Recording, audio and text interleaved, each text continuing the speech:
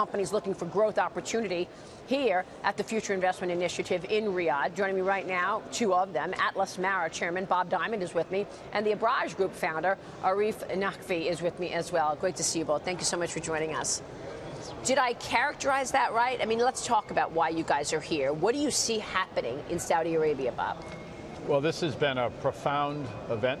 I feel very lucky to be here. I think really two things have happened from an investment point of view, Maria. I think Saudi Arabia has become a more important destination for investment.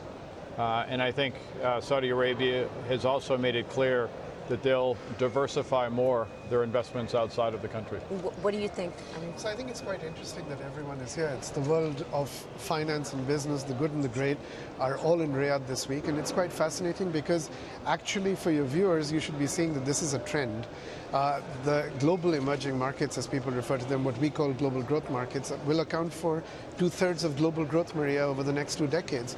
And this is really a reflection of the world recognizing that in countries like Saudi Arabia and across these markets beginning to become more important both as investment destinations and as sources of capital. So I want to really get your both approach to allocating capital. Bob, you've been investing in Africa for a long time now. I mean, I think for how long has it been? It's got to be 5, 7. Yeah, well, with this initiative, 5 years, but before that with Barclays for 85 or 90 years. I know that. Been invested. But when we talked years ago, you were really looking at the banking sector. This was a new, a new line of investment for Africa. Where are they in that regard? So I think if you believe about the demographics, urbanization, the ability for technology to truly leapfrog progress in Africa, if you believe about the prospects for Africa, you have to believe that financial services need investment.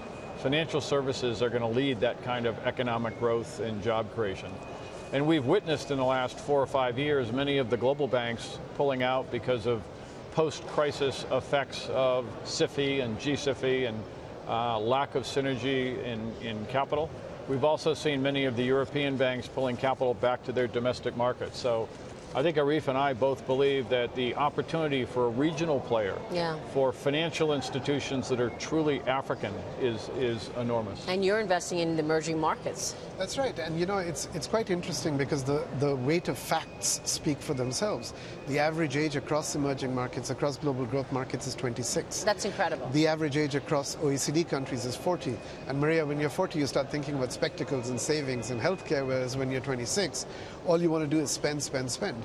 So it's a fascinating statistic, but last year, 100% of global FMCG spending occurred in global growth markets.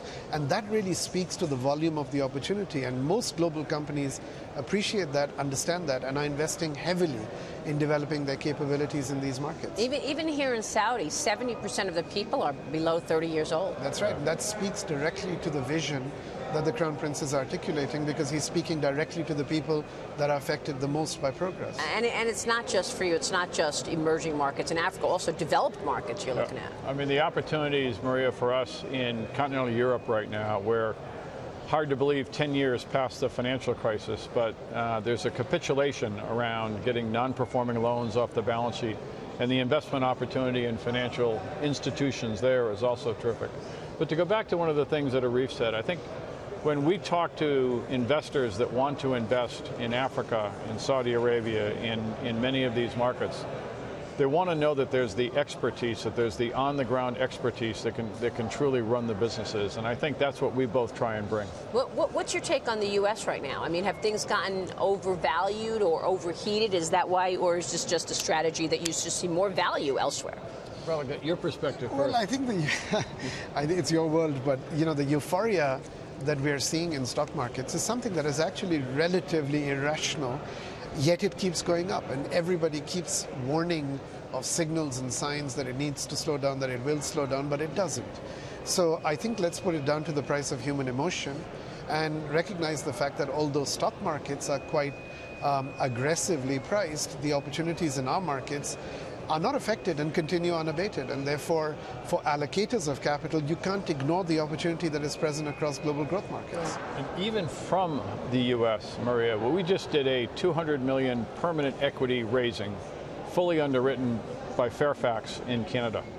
Almost 95% of that was U.S. and Canadian investors investing not just in Africa broadly, but focused very much on Nigeria. There is a real appetite for investments outside of the developed economy. Wow, that is really fascinating. Strong numbers. Great to see you, gentlemen. Thank you so much for joining us. We so appreciate it. Arif, Bob, always a pleasure. Thank you, gentlemen.